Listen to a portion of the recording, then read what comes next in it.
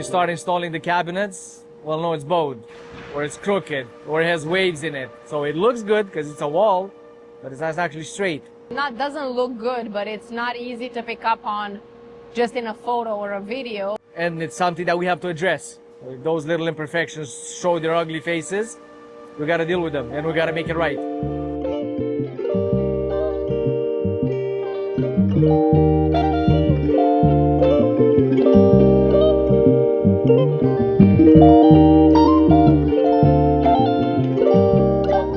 Nothing goes flawlessly because there's too many moving parts in our scope and around our scope, like in plumbing, electrical, carpentry. Things happen, the way things are framed, flooring, clearances, you can't expect it to go flawlessly. It has to be the best quality that we can make, and that's our standard.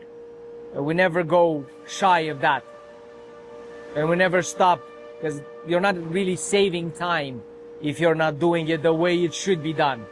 You're just introducing risks, somebody noticing down the road that, hey, this hasn't been done right.